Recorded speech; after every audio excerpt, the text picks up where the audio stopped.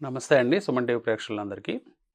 ఈ వారం మనకి ఒక మంచి ఇంట్రెస్టింగ్ రిపోర్ట్ అనేది సెబీ నుంచి వచ్చిందండి. సో, సెబీ ఏం చెప్తుందంటే 2023లో క్యాష్ మార్కెట్ స్టాటిస్టిక్స్ తీయటం జరిగింది. ఆ స్టాటిస్టిక్స్‌లో 70% of the intraday traders, cash మార్కెట్‌లో ఎవరైతే ట్రేడింగ్ చేస్తున్నారో ఇంట్రాడే, ఆ ట్రేడర్స్ అందరూ నష్టపోతున్నారని సెబీ చెప్పింది. ఇంట్రాడే ట్రేడింగ్ అంటే కేవలం అదే రోజు పొజిషన్స్ తీసుకొని అదే రోజు అమ్మటాన్ని ఇంట్రాడే ట్రేడింగ్ అంటాం. సో, ఇంట్రాడే ట్రేడింగ్‌లో మీరు 2 రకాలుగా ట్రేడింగ్ చేయొచ్చు. ఒకటి, మీరు ముందుగా కొనుక్కొని షేర్స్‌ని వాటిని అమ్మొచ్చు. లేదా అదే షేర్స్‌ని అమ్మి సాయంత్రానికల్లా కొనుక్కోవచ్చు. ఏ మార్గంలో చేసినా, అంటే కొని అమ్మినా, అమ్మి కొన్నా కానీ అదే రోజు చేస్తే దాన్ని ఇంట్రాడే ట్రేడింగ్ అంటాం. సో, ఈ ఇంట్రాడే ట్రేడింగ్‌లో క్యాష్ మార్కెట్‌లో చేస్తే ఏమవుతుందంటే అంటే 70% ఆఫ్ ద పార్టిసిపెంట్స్ నష్టపోతున్నారని చెప్పారు. ఈ పార్టిసిపెంట్స్ నెంబర్ కూడా గణనీయంగా పెరిగిందండి. అంటే మనకి డీమ్యాట్ అకౌంట్స్ చూస్తే 2019లో 4 crores ఉండే డీమ్యాట్ అకౌంట్స్ 2024 కల్లా, అంటే ఇప్పటికీ దాదాపుగా 14.5 crores అయినాయి. సో, మొత్తం మీద మీరు చూసినప్పుడు మీకు భారీ పెరుగుదల అనేది డీమ్యాట్ అకౌంట్స్లో మనకు కనిపిస్తుంది. సో, ఆటోమేటిక్గా ట్రేడర్స్ డిఫరెంట్ సెగ్మెంట్స్లోకి ట్రేడ్ చేస్తున్నారు. గతంలో మనకి లాస్ట్ ఇయర్ వచ్చిన రిపోర్ట్లో చూసినప్పుడు ఫ్యూచర్స్ అండ్ ఆప్షన్స్ ట్రేడింగ్లో కూడా దాదాపుగా 90% మంది ట్రేడర్స్ నష్టపోయారని సెబీ రిపోర్ట్ ఇచ్చింది. ఒక ఇంట్రెస్టింగ్ ఫ్యాక్ట్ ఏంటంటే, సో 10% మెంబర్స్ ప్రాఫిట్ చేస్తున్నారు కాబట్టి నేను ఆ 10% బ్రాకెట్లో ఉంటానని ప్రతి ఒక్కళ్ళు తెలివిగా ఆలోచిస్తూ ఉంటారు. కానీ ఆ 10% బ్రాకెట్లో ఉండటం కూడా చాలా కష్టం అండి. ఎందుకంటే నేనేం చెప్తానంటే, ఆ 10%లో కూడా ఇంకొక 9%, అంటే దాదాపుగా 99% ట్రేడర్స్ నష్టపోతున్నారని మనం అనుకోవచ్చు. దీనికి కారణం ఏంటని చూస్తే, మెయిన్గా ఆ లాభం పొందిన వాళ్ళు ఎంత సంపాదిస్తున్నారని చూస్తే యావరేజ్ అమౌంట్ ప్రాఫిట్లు 1.5 lakhs రూపీస్ మాత్రమే కనిపిస్తున్నాయి సంవత్సరానికి. అంటే హార్డ్లీ ఒక 10 నుంచి 15,000 రూపాయలు మాత్రమే మంత్లీ సంపాదిస్తున్నారు. సో, ఆ మాత్రం ఇన్కమ్‌తో సర్వైవ్ అవ్వటము చాలా కష్టం. అంటే మనం సక్సెస్ఫుల్ ట్రేడర్ అనిపించుకున్నా కానీ ఫుల్ టైం ట్రేడర్గా మనం కొనసాగలేం. ఏదో హాబీగా ట్రేడ్ చేసినా, ఏదో టైం పాస్గా ట్రేడ్ చేసినా, అట్లా చేస్తే ఆ వచ్చే ప్రాఫిట్ ఓకే, 1.5 lakh యావరేజ్ అనేది ఓకే. కానీ మనం ఫుల్ టైం ట్రేడర్గా మారి అదే 1.5 lakతో సర్వైవ్ అవ్వాలంటే సంవత్సరానికి చాలా కష్టం. కాబట్టి వాళ్ళందరినీ మనం సక్సెస్ఫుల్ ట్రేడర్స్గా మనం కౌంట్ చేసుకోలేం.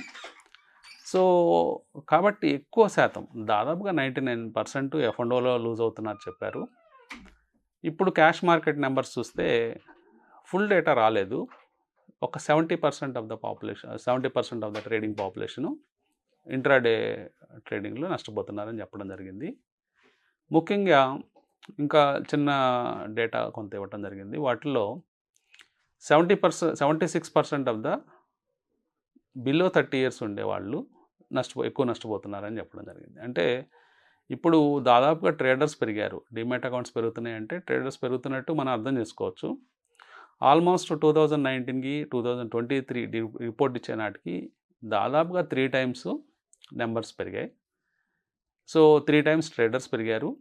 సో పెరిగిన ట్రేడర్స్లో ఇంకొక రకమైన డేటా తీస్తే ఓన్లీ 30 years కంటే తక్కువ ఉన్న వ్యక్తులను కనుక మనం చూస్తే దాదాపుగా 76% నష్టపోతున్నారని రిపోర్ట్ చెప్తుంది.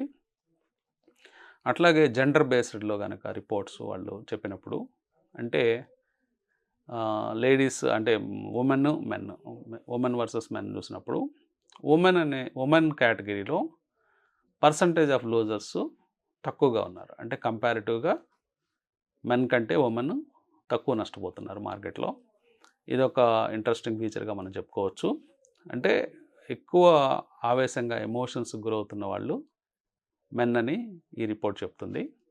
అట్లాగే మ్యారీడ్ వర్సెస్ అన్మ్యారీడ్ ఈ రిపోర్ట్ తీసినప్పుడు మ్యారీడ్ అయిన వాళ్ళు తక్కువ నష్టపోతున్నారని ఇంట్రాడే ట్రేడింగ్లో సెబీ స్టడీ చెప్తుంది. అంటే ఎమోషన్స్ అనే మ్యారీడ్ పర్సన్స్లో అంటే మేబీ మ్యారీడ్ అంటే ఇక్కడ ఇంకొక అంశం కూడా మనం గుర్తుంచుకోవాలి. మోస్ట్లీ వీళ్ళందరూ అబోవ్ 30 ఇయర్స్ ట్రేడర్స్ అయి ఉండొచ్చు. సో న్యాచురల్గా little bit of experience trading పరంగా వాళ్ళకు ఉండుంటుంది. అంటే ఏజ్ పరంగా మనం చూసినప్పుడు ఆల్ అబోవ్ 30 ఇయర్స్ అబోవ్ ఉన్న పీపుల్ అందరినీ మనం కంబైన్డ్గా చూసినప్పుడు ఎక్కువ వాళ్ళు 40లు 35లు 50లు ఉన్న వాళ్ళందరినీ ఒకే దాంట్లో కట్టేస్తారు, ఒకే దాంట్లో క్లబ్ చేస్తారు కాబట్టి అక్కడ ఎక్కువ ఎక్స్పీరియన్స్డ్ ఉండొచ్చు. అందువల్ల ఆ నెంబరు ఎక్కువ సక్సెస్ఫుల్ ట్రేడర్స్ మ్యారీడ్ పర్సన్స్లో ఉందని చెప్తున్నారు. అదిగాక మనం ఇందాక చెప్పుకున్న డేటా పాయింట్ 76% లూజర్స్ అంటే ఉన్నారు 30 ఇయర్స్ బిలో, అంటే ఎక్కువ మందికి మ్యారేజ్ అయి ఉండదు. సో వాళ్ళందరూ అన్మ్యారీడ్ కేటగిరీలోకి వస్తారు కాబట్టి సో ఆ విధంగా కనిపిస్తుంది, అంటే తక్కువ ఎక్స్పీరియన్స్ ఉన్నట్టు కనిపిస్తుంది. సో ఇక్కడ ఏం జరుగుతుంది, వీటిని ఎలా అధిగమించాలి, అసలు ఎట్లా మనము చూద్దాము. ముఖ్యంగా ఏం జరుగుతుంది అనేది అబ్జర్వ్ చేస్తే, ఒకటి మనం కొట్టిపారేయలేమండి. మార్కెట్స్ గత కొన్ని నెలల నుంచి స్టడీగా పెరుగుతున్నట్టు మీకు కనిపిస్తాయి. అంటే ప్రతి నెల ఎంతో కొంత పెరగటం, ప్రతి వారం ఎంతో కొంత పెరగటం, మార్నింగ్ కొంత వాలటిలిటీ ఉన్నప్పటికీ సాయంత్రానికి మార్కెట్స్ పెరగటం, ఇవన్నీ మనం గమనిస్తున్నాం. కానీ ఎక్కువ మంది ట్రేడర్స్కి ఏమవుతుందంటే ఈ వాలటిలిటీ అనేది ఇంట్రాడేలో ఉంటుంది. సో ఉదయం నుంచి సాయంత్రం దాకా జరిగే ట్రేడింగ్లో ఇంట్రాడే వాలటిలిటీ ఎక్కువగా ఉండటం వల్ల స్టాక్స్ ఒక గంటలో 2-3% పైకి పెరగటం, నెక్స్ట్ అవర్లో మళ్ళీ ఒక 2% కింద పడిపోవటం, మళ్ళీ ఆ నెక్స్ట్ అవర్లో 2% పైకి వెళ్ళటం, ఇలా జరుగుతూ ఉండటంతో ట్రేడర్స్ని కన్ఫ్యూజ్ చేస్తూ ఉండొచ్చు మార్కెట్. మేబీ మార్కెట్ నేచర్ అలాగే ఉంటుంది జనరల్గా. సో ఈ వాలటైలిటీ వల్ల ఎక్స్పీరియన్స్ తక్కువగా ఉన్న ట్రేడర్స్ ఎక్కువ నష్టపోతున్నారు. తర్వాత కొత్తగా ఇంజెక్షన్స్ అని ఇట్లాంటి కాన్సెప్ట్స్ మనం వింటున్నాము. ఇంజెక్షన్స్ అంటే ఇండెక్స్లో చూస్తున్నాము, అంటే సడన్గా మార్కెట్స్ కొలాప్స్ అయిపోవటం, అంటే ఇండెక్స్ లెవెల్లో మార్కెట్స్ 1% 2% కొలాప్స్ అవ్వటం, ఇండెక్స్ లెవెల్లో మళ్ళీ మార్కెట్లు 1% 2% పెరగటం మనం అడపదడప చూస్తున్నాము. సో దాని ఇంపాక్ట్ స్టాక్స్ మీద ఎక్కువగా ఉంటుంది. సో ఆ స్టాక్స్లో ఆ ఇంపాక్ట్ వల్ల స్టాక్స్ ఇండెక్స్ ఎప్పుడైతే 2% క్రాష్ అవుతుందో ఇంట్రాడేలో, స్టాక్స్ 5-10% క్రాష్ అయ్యే సందర్భాలు మనం చూస్తాం. అంటే కొన్ని స్టాక్స్ అయితే సేమ్ డేలో లోవర్ సర్క్యూట్ పడిపోయి మళ్ళీ అప్పర్ సర్క్యూట్ పడిపోవడం, లేదా అప్పర్ సర్క్యూట్ పడి మళ్ళీ లోవర్ సర్క్యూట్ పడిపోవటం, ఇట్లాంటివన్నీ మనం అబ్జర్వ్ చేస్తూ ఉంటాం. సో అందువల్ల కూడా ఇంట్రాడే ట్రేడర్స్కి చాలా ఛాలెంజింగ్ ఎన్విరాన్మెంట్గా మనకి స్టాక్ మార్కెట్ కనిపిస్తూ ఉంటుంది. ఓవరాల్గా మార్కెట్ పిక్చర్ మీరు అబ్జర్వ్ చేస్తే ఈ ఇంజెక్షన్స్ ఇవి కాకుండా లేవరేజ్ అనేవి పోతూ ఉందండి. అంటే మీకు అప్పిచ్చేవాళ్ళు మార్కెట్లో ఎక్కువయ్యారు. అంటే ఎంటీఎఫ్ అని దానికి ఒక పేరు, మార్జిన్ ట్రేడ్ ఫండింగ్ అని. సో మీరు ₹1,00,000 పెట్టుబడి పెడితే మీ స్టాక్ బ్రోకరు ఒక ₹4,00,000 దాకా ఫండ్ చేసే అవకాశం ఉంది. చాలా బ్రోకర్స్ ఆ విధంగా చేస్తున్నారు. సో దానికి స్వల్పపాటి ఇంట్రెస్ట్లు, ₹1 ఇంట్రెస్ట్, అంటే యాన్యువల్ ఇంట్రెస్ట్ రేట్స్ దాదాపుగా 12% నుంచి 18% మ్యాక్సిమము, లేదా కొంతమంది అగ్రెసివ్ స్టాక్ బ్రోకర్స్ ఇంకా తక్కువ రేట్ ఇంట్రెస్ట్ కూడా, అంటే 8% పర్ యానం అలా కూడా ఇస్తున్నారు. సో ఈ ఫెసిలిటీసు ఎక్స్పీరియన్స్ లేని ట్రేడర్స్ తీసుకోవడం జరుగుతుంది. సో ఎక్స్పీరియన్స్ లేని వాళ్ళు ఆ మార్జిన్ ట్రేడ్ ఫండింగ్ వైపు వెళ్ళి స్టాక్స్ వాళ్ళ దగ్గర ఉన్న ₹1,00,000-2,00,000కి 6 లక్షలు, 8 లక్షలు, 10 లక్షలు ఇట్లా లోన్ తీసుకొని ఈ ఇంట్రాడే ట్రేడింగ్లో స్ట్రాటజీస్ ఇంప్లిమెంట్ చేయడం, లేదా పొజిషనల్ ట్రేడింగ్ ఇంప్లిమెంట్ చేయడం చేస్తున్నారు. సో తద్వారా వాళ్ళకి ఏమవుతుందంటే ఛార్జెస్ పెరుగుతున్నాయి. అంటే జనరల్గా గవర్నమెంట్ వేసే ఛార్జెస్ కూడా ఇంట్రాడే వాళ్ళకి మీకు తెలియంది కాదు. రైట్ ఫ్రమ్ ఎస్టీటీ దగ్గర నుంచి stock brokerage charges, GST, STT, turnover charges, SEBI సెస్లు, ఎడ్యుకేషనల్ సెస్లు, ఇట్లా మీకు అన్ని ఛార్జెస్ ఉంటాయి. ఈ ఛార్జెస్ కాకుండా మీరు లాభం సంపాదించినట్లయితే ఇది స్పెక్యులేషన్ బిజినెస్ కింద వస్తుంది. ఇంట్రాడే క్యాష్ మార్కెట్ అనేది 30% charges end of the year మీరు ప్రాఫిట్ వస్తే మళ్ళీ కట్టాల్సి ఉంటుంది. ఇవి కాకుండా మీరు మార్జిన్ ట్రేడ్ ఫండింగ్లో మీరు మనీ తీసుకున్నట్లయితే మళ్ళీ ఆ ఇంట్రెస్ట్ ఛార్జెస్ ఆ పర్టికులర్ బ్రోకర్కి కట్టాల్సి ఉంటుంది. సో ఇన్ని రకాల ఛార్జెస్ తర్వాత మీరు లాభం సంపాదించాలంటే మీకు చాలా ఎక్స్పీరియన్స్ ఉండాలి. అంతేగాని ప్రతి ఒక్కళ్ళు మనకి జస్ట్ యాప్ దొరికింది, లేకపోతే యాప్లో మనం కొనొచ్చు, అమ్మచ్చు, ఇలాంటి ఆలోచనలతో ఎక్స్పీరియన్స్ లేని వాళ్ళందరూ కూడా ఇట్లాంటి లీవరేజ్ ప్రోడక్ట్స్ని తీసుకుంటూ ఉన్నారు.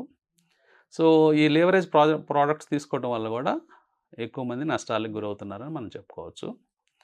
ఇంకా ఈ ఎంటీఎఫ్ కాకుండా ఇంకా మిగతా కారణాలు అన్వేషిస్తే, ఒకటి అనుభవం లేకపోవటం, ఒకటి నాలెడ్జ్ లేకపోవటం, లేకపోతే ప్రోడక్ట్స్ గురించి అవేర్నెస్ లేకపోవటం, లేకపోతే ట్రేడింగ్ స్ట్రాటజీ లేకపోవటం, ఇవన్నీ కారణాలుగా మనం చెప్పుకోవచ్చు.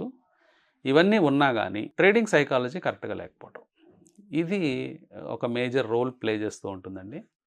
సో ఎప్పుడైతే మీకు ట్రేడింగ్ సైకాలజీ కరెక్ట్గా లేదో ఆటోమేటిక్గా మీరు ఎక్కువ లూజింగ్ ట్రేడ్స్ చేసే అవకాశాలు ఉంటాయి, లాస్ అయ్యే ట్రేడ్లు ఎక్కువ చేస్తారు.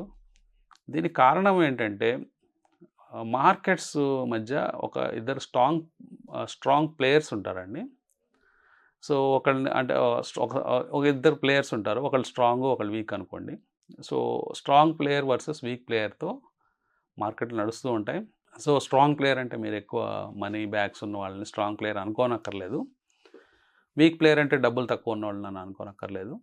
సో స్ట్రాంగ్ ప్లేయర్కి వీక్ ప్లేయర్కి తేడా ఏంటంటే, స్ట్రాంగ్ ప్లేయర్ దగ్గర ఇర్రెస్పెక్టివ్ ఆఫ్ మనీ తన దగ్గర పేషెన్స్ ఉంటుంది, తర్వాత తన దగ్గర ఒక స్ట్రాటజీ ఉంటుంది, తన దగ్గర ఒక ఎమోషనల్ బ్యాలెన్స్ ఉంటుంది. అట్లాగే వాళ్ళు ఎక్కువ లేవరేజ్ తీసుకోరు.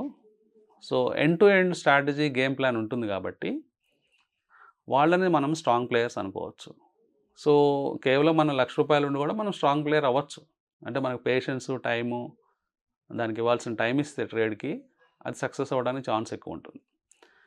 సో వీక్ ప్లేయర్స్ నేను ఎవరిని అనొచ్చు అంటే, ఈవెన్ మీ దగ్గర ₹1,00,00,000 ఉన్నా కానీ మీ దగ్గర పేషెన్స్ లేదు, మీ దగ్గర స్ట్రాటజీ లేదు, మీరు ఎలా ప్లే చేయాలో మీకు అర్థం కాదు, ఒక గేమ్ ప్లాన్ లేదు, మీరు అలాగే ఎమోషన్స్కి గురవుతూ ఉంటారు.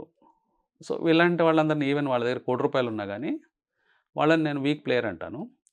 సో స్ట్రాంగ్ ప్లేయర్కి వీక్ ప్లేయర్కి తేడా తెలిస్తే, సో మార్కెట్ ఏం చేస్తూ ఉంటుందంటే, మార్కెట్ అంటే ఏం లేదండి, కంబైన్డ్ మైండ్, అందరి మైండ్ కలిపి ఒక మార్కెట్ అది.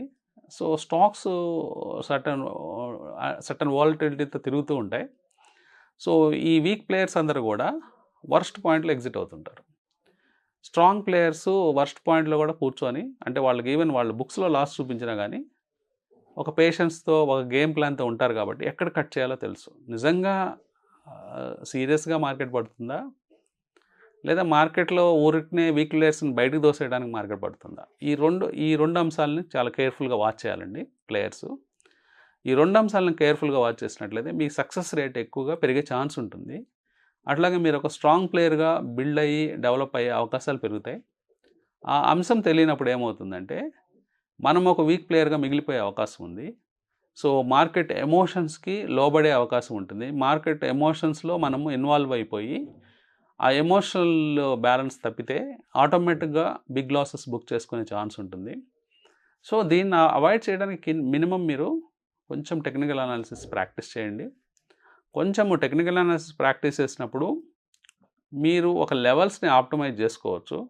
ఓకే, ఈ అనాలిసిస్ ప్రకారం లేకపోతే ఈ ఇండికేట్ ప్రకారం నేను ఈ ప్రైస్ కట్ అవుతుంటే నేను ఎగ్జిట్ అయిపోతాను, లేకపోతే ఈ ప్రైస్ వచ్చినప్పుడు నేను టార్గెట్ బుక్ చేసుకుంటాను. ఇట్లాంటివన్నీ కూడా చిన్నపాటి టెక్నికల్ అనాలిసిస్లో కూడా మీరు అనుభవం తెచ్చుకోవచ్చు. అనుభవం తెచ్చుకొని మీ ఎమోషన్స్ని బ్యాలెన్స్ చేసుకోవడానికి ఆ పర్టికులర్ టూల్స్ టెక్నికల్ అనాలిసిస్లోనే ఉపయోగపడతాయి. కేవలం మీరు స్ట్రాటజీ లేకుండా ప్రైస్ వాచ్ చేసినప్పుడు మీరు ఎమోషన్స్కి గురయ్యి, అంటే వర్స్ట్ పాయింట్ లేదా వెరీ బ్యాడ్ మూమెంట్లో మీరు ఎగ్జిట్ అయ్యే అవకాశాలు ఉంటాయి. అందరూ అనుకునేదే, ఎప్పుడు కూడా మనం ఒక బ్యాడ్ పాయింట్లో ఎగ్జిట్ అయిన తర్వాత మార్కెట్స్ మళ్ళీ రివర్స్ అవుతూ ఉంటాయి. అరే నేను ఎగ్జిట్ అయిపోయాను, మార్కెట్ రివర్స్ అయిపోయింది, పెరిగిపోయింది అక్కడ నుంచి, సో నన్ను ఎవరైనా వాచ్ చేస్తున్నారా, లేకపోతే ఎవరైనా ఈ ట్రేడ్ చూసి ఎగ్జాక్ట్గా నన్ను బయటకు తోసేసి వాళ్ళు వెళ్తున్నారా అని మీరు అనుకోవచ్చు. కానీ అలా ఎప్పుడు జరగదండి. మార్కెట్లో మిమ్మల్ని ఎవరు చూడరు. మీ పొజిషన్స్ అసలు మార్కెట్కి సిగ్నిఫికెంటే కాదు. ఓన్లీ థింగ్ ఏంటంటే మీరు సక్సెస్ రేట్ చూడండి. F&O ట్రేడింగ్లో కానీ ఏ పర్టికులర్ ట్రేడింగ్లో అయినా కానీ కేవలం సక్సెస్ రేటు 1%, 2% ఉంటుంది. కాబట్టి హోల్ లాట్ ఆఫ్ పొజిషన్స్లో ఐదర్ లాంగ్ సైడ్ ఉన్న వాళ్ళైనా షార్ట్ సైడ్ ఉన్న వాళ్ళైనా సక్సెస్ అవ్వాలంటే మీరు ఆ 1% ఆ 2% బ్రాకెట్లోకి వెళ్ళాలి. అలా వెళ్ళాలి అంటే ఇందాక చెప్పిన ఎమోషనల్ మేకప్ అంతా మీకు ఉండాలి. సో ఆ మేకప్లో ఆ ట్రేడింగ్ సైకాలజీ, ఫిట్లో కనుక మీరు ఉన్నట్లయితే మీరు ఆ 1% 2% బ్రాకెట్లో ఉండే అవకాశం ఉంది. మిగతా 98% of the population, trading population ఏమనుకుంటారంటే జస్ట్ నన్ను హిట్ కొట్టి నా స్టాప్ లాస్ కొట్టేసి మార్కెట్ పక్క వెళ్ళిపోయింది అనుకుంటారు. అది జనరల్గా ట్రూ కాదు. సో కాబట్టి ఇప్పుడు మనం అనుకున్న కొన్ని పాయింట్స్ని మీరు మైండ్లో పెట్టుకొని మీ ప్రాక్టీస్ చేసే విధానాన్ని మీరు మార్చుకున్నట్లయితే మీరు కూడా ఒక సక్సెస్ఫుల్ ట్రేడర్గా మిగలొచ్చు. Thank you.